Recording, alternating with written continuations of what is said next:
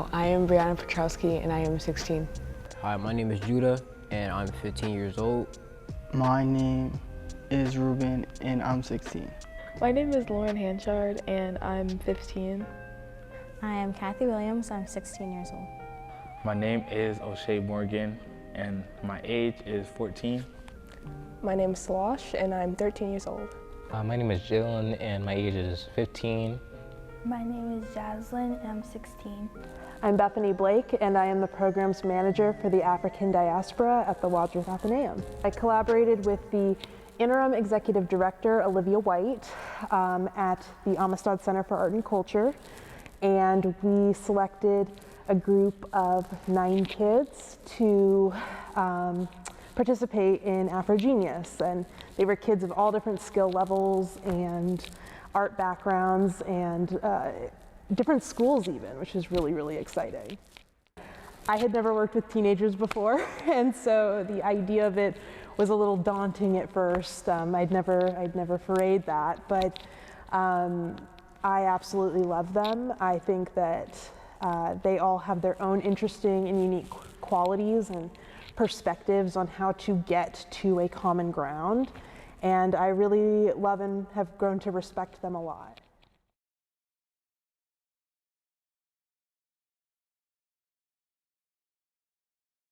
I am here with you guys right now, hoping that we can do something awesome together. A tableau is a picture, a picturesque, or a graphic description, and the word vivant is derived from the Latin word meaning living. So basically, we are going to be studying these master works or these works by Black geniuses, and we are going to deconstruct them and make them our own. We might make them a little bit more relevant socially to what we're going through right now, or we can make them funny. It's whatever you guys choose to do. So this is like a living study. So firstly, you're going to identify what is happening in a particular scene. What is going on in the scene? Who are the figures and what are they doing? Why? Where does the scene take place? I've included a painting slash textile work, considered mixed media, of Faith Ringgold. Can anybody identify what is happening in the scene? Yeah, a woman dancing. Yep. Anybody else? Jazz band, okay. Yeah, there's a lot happening. It's clearly a performance, like you said. So it's really the first step you want to do when you are trying to make a tableau vivant, or even just in a museum in general, is like identifying what's going on in the piece. Character, which is one of my favorite things as a portrait artist, is considering any props or costumes, any symbolic visual imagery, right? That give the work aesthetic or contextual character. The thing about all these artists is they all choose their own way of making things. And I think that that's going to be what's really interesting about this tour we're about to go on of the museum, is you're going to see a lot of different pieces that look very distinct to each other. And sometimes, like, wow, I can't believe this piece is right here next to this other piece. It looks so different. And I think that when thinking of character, you're not only thinking of the character in the picture, but you're thinking the character of the work. What makes this work really unique, you know? Next, we're going to talk about narrative. And this is personally my favorite thing out of all of these characteristics. It's you know, looking at the date and the title of a piece while considering everything else that you've identified. This helps us give story and energy to a piece. This is an image by Titus Kaphar, who is one of the most amazing Black artists working right now. He did a portrait of George Washington, and behind the piece is an enslaved woman.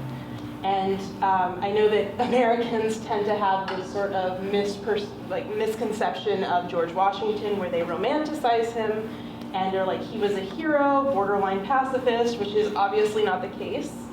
And he owned slaves, and his estate was manned by slaves and on the backs of enslaved people. And so Titus Kaphar really takes these ideas of history, but showing the reality of it. And he does it in really interesting ways, like draping this piece of George Washington over top of the actual painting. It's really interesting.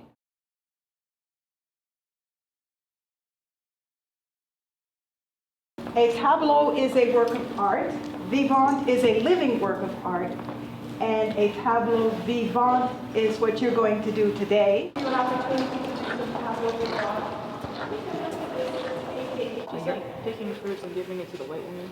Oh, she's picking fruits and giving the fruits to the white woman. But she's dressed in very nice clothing. But she's dressed in very nice clothing, absolutely. There was the possibility that she could be the offspring of a relationship between a master and his African slave.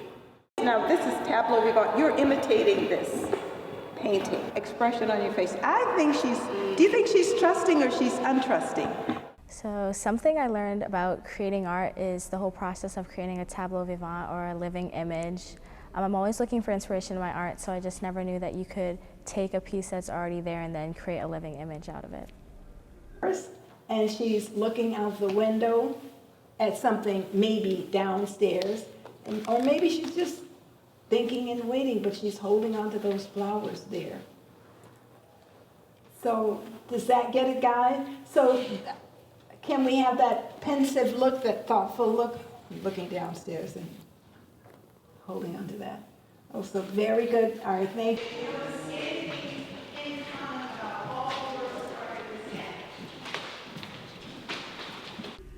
What's your thoughts on the Black Contemporary Art Tour in the beginning of the program that we took? I found it very interesting. I really like the work that was shown, especially by Kendi Wiley. You notice how like the background is like its art style is different from like the actual like person. Like the art style is different? Yeah. Nice. I love that. I mean, you've got this background that is just really ornate. There's a lot of detail. I believe some of you guys were talking about the fruits in the background. Some of them are pomegranates, which in Christianity represents the resurrection of Christ, so Easter. And I like to think of the pose, the differences between the two, as this sort of resurrection of the black body. One that, has been through a lot of trauma and is now this point of pride. And I think when Kehinde Wiley was considering bringing this sort of a piece into a museum, it's about presenting the body the way he wants to present it, which is something of pride and something that should be respected and held proudly. The tour that we took, it was very interesting because I've seen pieces that I don't like, all around. They're usually just like paint, but they were actually like figures. And I got to see like the figures, like that one where the black lady was riding on a swan. As you walk around, say something out loud that you see. What is an object that you see as part of this? Porcelain figures. Great. Porcelain figures. Glass. Glass. I never saw the swan, little statue thing on her head. Yeah. Bottles. It's almost a swan, Yeah, sitting on a rocking swan. I love what you said about maximalism and accumulation and overstimulation. The artist of this work was actually thinking about figures from Africa, specifically from the Congo, that are called Nkizi Nkondi, which are spiritual figures.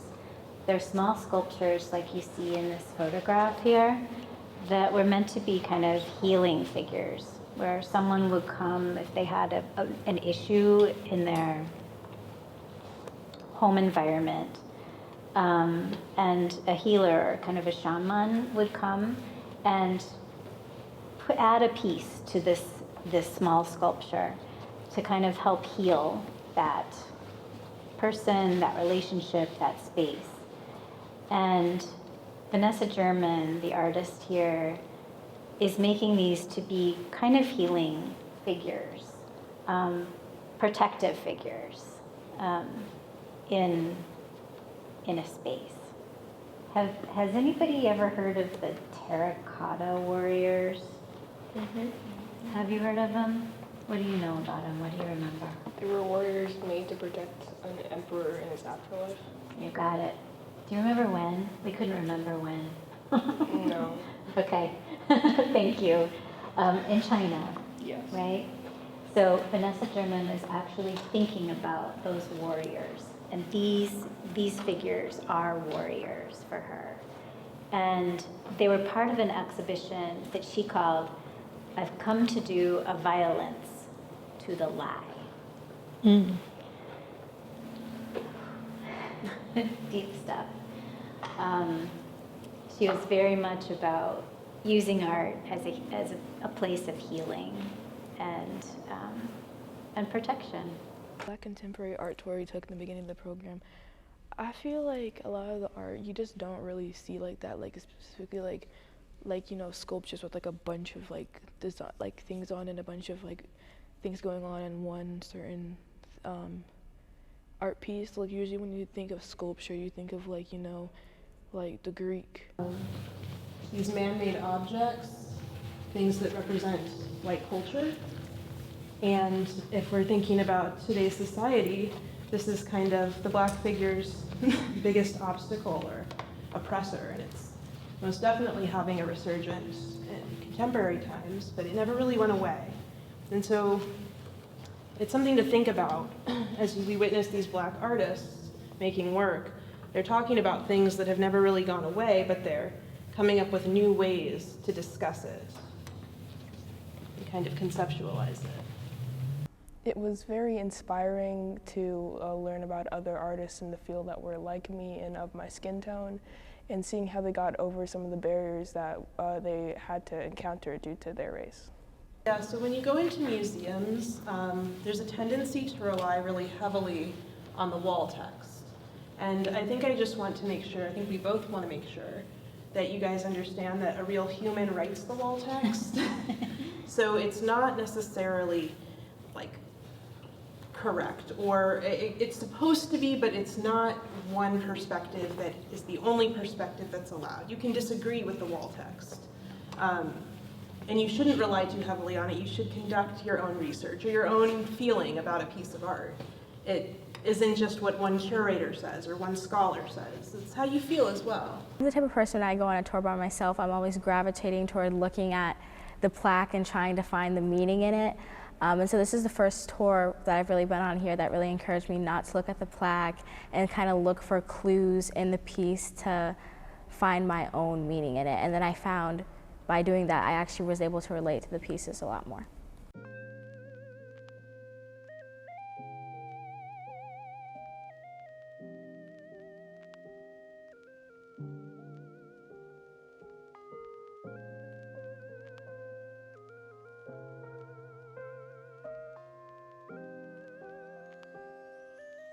Painting boxes in the style of radios from the Jacob Lawrence piece, Radio Repairs. You're going to be mixing colors out of the primaries and just kind of playing with geometric shapes. My favorite piece that I worked on during this program was probably the radio repairs.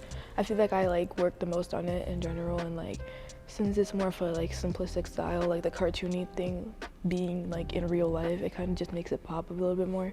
It's pleasing to the eye, and painting it was very satisfying because you didn't have to worry about proportions, anatomy, trying to fit a pattern. It's just a bunch of color block, which is really peaceful to be painting. Do this one. That one? Okay, perfect. There you go. Okay, you pick yours. Which one?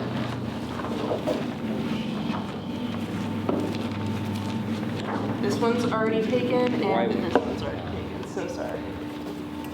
So you got choice 1, 2, 3. That one, okay. And which one do you want? These 3 are taken. So you've got choice of those 2. You're going to need these. So I'll get you set up in just a second, okay? My favorite art project that we worked on was a radio repair piece.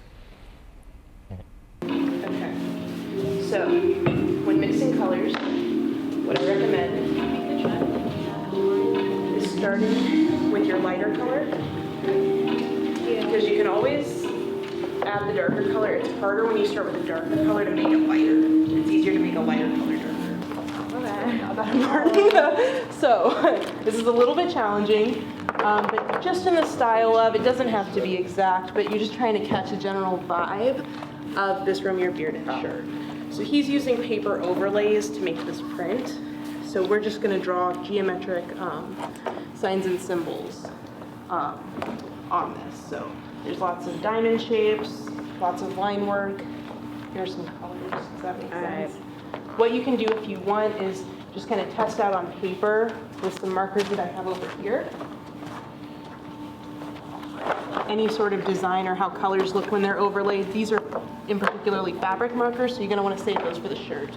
Something that I learned about creating art was more of mixing my colors and getting line work better too. Patterns that are kind of going. Think of the lines. I would start there with the lines of these vines and just trying to emulate that on here so that when you go into the fabric, you kind of have an idea of the patterns you're going to use and the motifs. Does that make sense? Yeah. Okay, so let me grab you a different pencil. And I also have markers if you want to.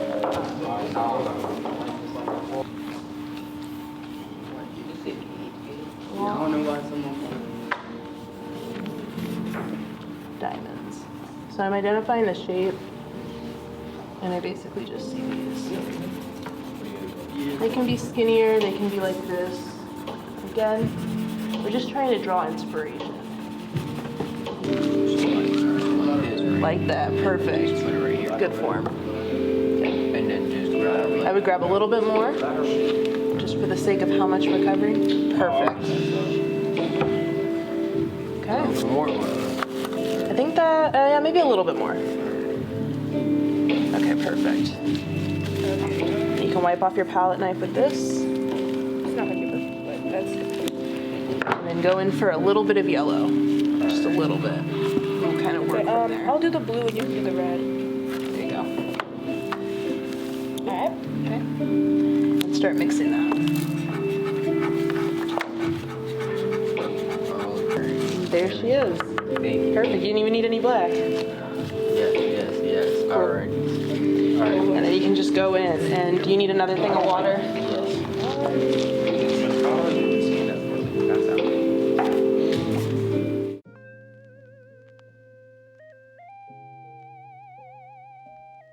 Learn that I didn't know before about creating art is that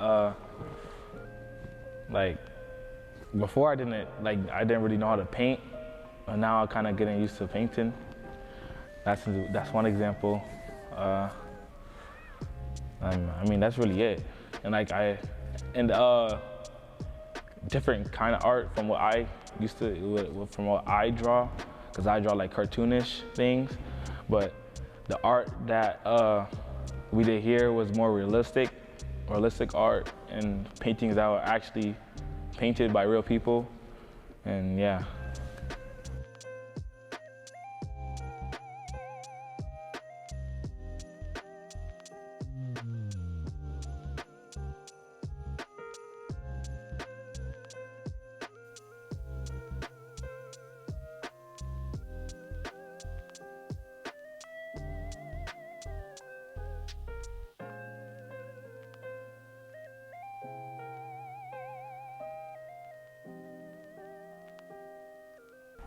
I never really learned nothing for real about art, so it really taught me like everything that I needed to know about art if I really wanted to get into it. So yeah, I like how it is. I learned how to mix colors. I never really learned how to mix colors. Yeah.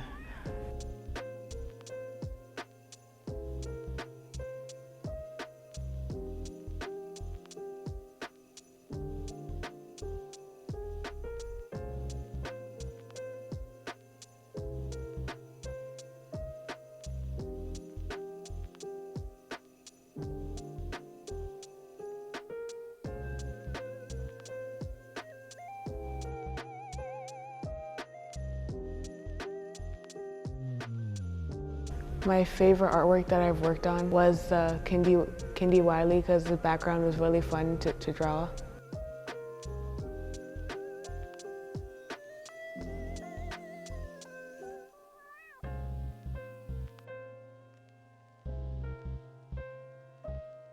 My favorite art piece that we worked on was definitely the radio repairs. I really love the geometric style of the whole thing and creating the 3D props for the tableau vivant.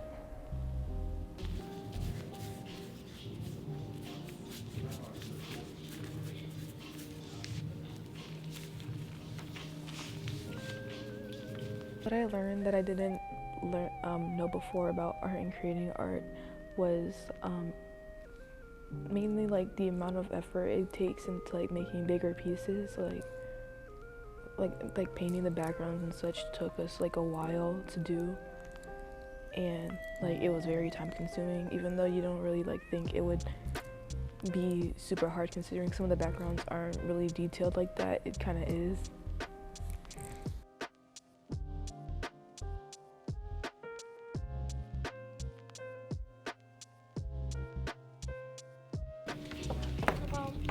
I feel awkward stretching like this. I'm so sorry. We put it down too much? Sorry. No, it's okay. We will. I think we put it down too much. Why you trying to make it?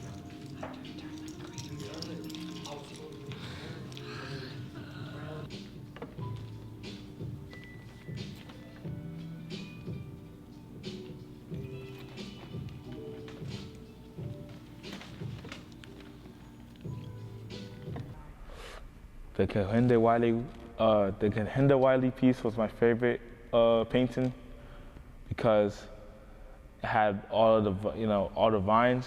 It was like very, as I said before, explosive, and yeah, but it was kind of like time-consuming to draw the vines.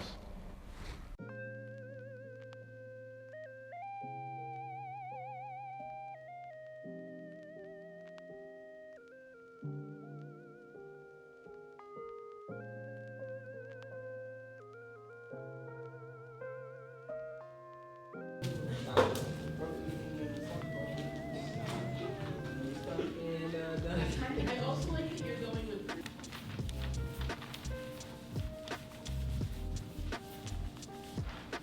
Hello. Are you here?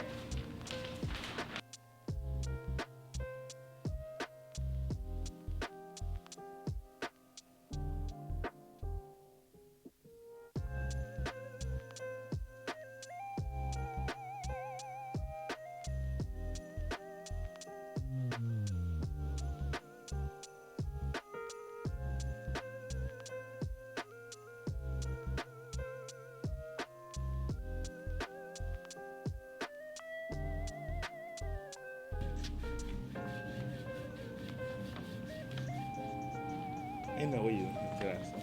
No. You listening to Diddy G? No.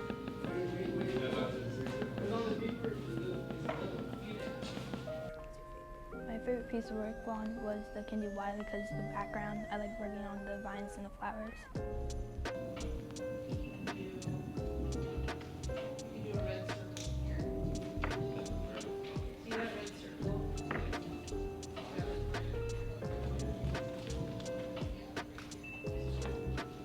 I did enjoy the AFROGenius program. The reason why I enjoyed it because, I got to learn about art.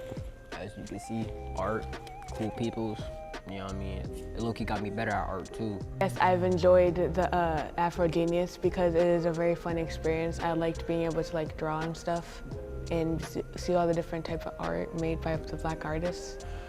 I would like to do a program like this again because I met other artists and I was able to get more exposure and have myself more exposed to art. I would do a program like this again because of the experience I had here and all the painting. I like painting now. This experience made me, more into art, different types of art, not only cartoonish, but now I can, paint Yeah, mostly just paint. Definitely do a program like this again because I really enjoyed having other people around me while I created the art that I normally work on alone. And it's great to see other perspectives and how they go about creating art and how we're different but also alike.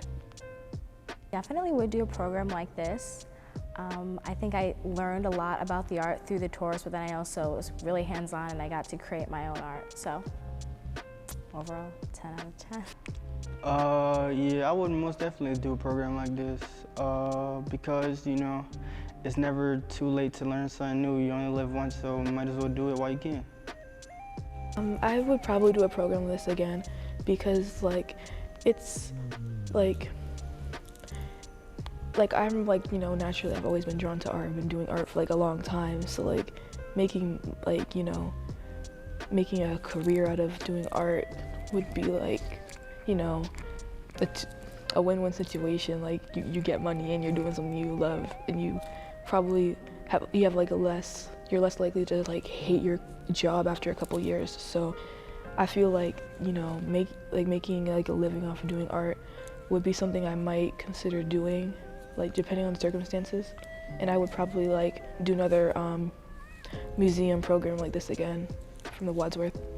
I think that by having a variety of different art educators take on a group of teens each year would be really helpful in getting teens acquainted with not only the Wadsworth, but with the Amistad Center as well. I think it's important for the people of Hartford to know that this is their museum, and it's theirs to have their own agency with and their own stories with. And I think that bringing in a different type of audience, an audience that has deserved to be here for a very long time, is really important. And I hope that we continue to do robust programming to include people, but also to have them shift the narrative of this place and what it means to be here.